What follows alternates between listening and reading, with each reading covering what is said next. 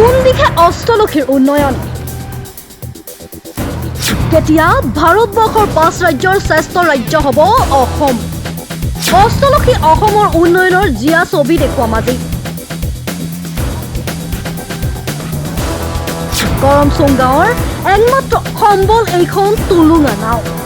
উন্নয়ন বিকশিত অসম আৰু অসমক ভাৰতবৰ্ষৰ 5খন শ্ৰেষ্ঠ ৰাজ্যৰ ভিতৰত অন্তৰ্ভুক্ত কৰাৰ শ্লোগানেৰে শাসনৰ গাদীত বহিছিল বিজেপিৰ নেতৃত্বাধীন দল আৰু চৰকাৰ অসমক অষ্টলক্ষীৰ সৈতে তুলনা কৰে প্ৰধানমন্ত্ৰী নৰেন্দ্ৰ মোদীয়ে তুলনা কৰে গৃহমন্ত্ৰী অমিত শ্বাহে মুখ্যমন্ত্ৰীয়ে ডিঙিত ফিৰ ফুলাই ফুলাই কৈ ভাৰতবৰ্ষৰ 5খন শ্ৰেষ্ঠ ৰাজ্যৰ ভিতৰত নাম থাকিব অসমৰ পিছে মুখ্যমন্ত্ৰী মহোদয় আজি আপোনাক দেখুৱাম আপোনাৰ অষ্টলক্ষী আৰু সৰ্বশ্ৰেষ্ঠ ৰাজ্য কৰিব বিচৰা এইখন অসমৰে উন্নয়নৰ এক জিয়া ছবি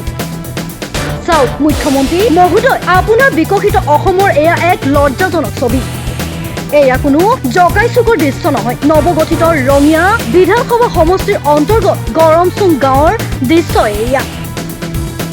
যি সময়ত ভাৰতবৰ্ষ চন্দ্ৰযানে চন্দ্ৰপৃষ্ঠাত ভৰি থৈছে সেই সময়তো এইখন বিকশিত অসমৰ কণ কণ মইনা মইনা ছাত্ৰ ছাত্ৰীয়ে জীৱনৰ আদিপাঠ শিকাৰ একমাত্ৰ সম্বল হৈ পৰিছে এইখন টুলুঙা নাও ৰঙিয়া সমষ্টিৰ বিধায়ক ভৱেশ কলিতা আৰু মুখ্যমন্ত্ৰী মহোদয় ভালদৰে চাওক কিদৰে জীৱনটোৰ হাতৰ মুঠিত লৈ এইসকল ছাত্ৰ ছাত্ৰীয়ে নিত এই টুলুঙা নাওখনেৰে অহা যোৱা কৰে পাঠদানৰ বাবে বিদ্যালয়লৈ 1970 চনতে চৰকাৰী স্বীকৃতিপ্ৰাপ্ত এই গৰমচুং নৰঘাটে আজো পুতি নাপালে এইখন দলং যাৰ বাবে অঞ্চলটোৰ ৰাইজৰ মাজত সৃষ্টি হৈছে প্ৰতিক্ৰিয়াৰ মামা আমাক এখন দলং লাগে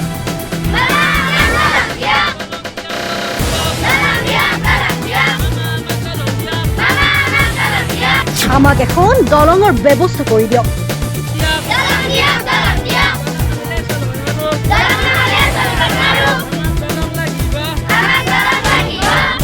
এই শ্লোগানেৰে কণ কণ ছাত্ৰ ছাত্ৰীসকলে নৈৰ ঘাটত দিছে শ্লোগান যি সময়ত চৰকাৰে হিতাধিকাৰী সৃষ্টি কৰি ব্যয় কৰিছে ৰাজকোষৰ কোটি কোটি টকা তেনে সময়ত এইসকল ছাত্ৰ ছাত্ৰীৰ বাবে চিন্তা কৰিবলৈ সময় হ'বনে বিধায়ক ভৱেশ কলিতা কিংবা মুখ্যমন্ত্ৰী হিমন্ত বিশ্ব শৰ্মাৰ সেয়া পৰৱৰ্তী সময়তহে লক্ষণীয় হ'ব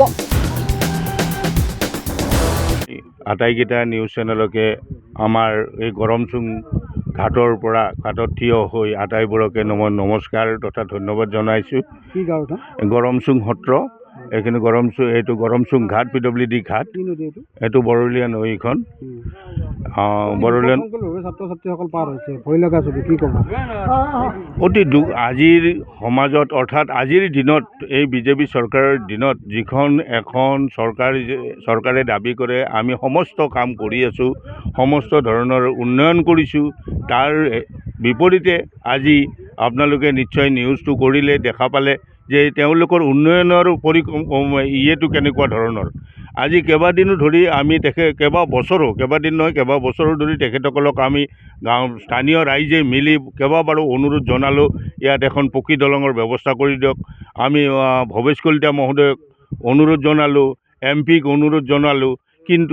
তেতিয়া কুইনোজা আছিল কুইনোজাক অনুৰোধ জনালোঁ সুমন হৰিপ্ৰিয়া তেতিয়া MLA আছিল এতিয়া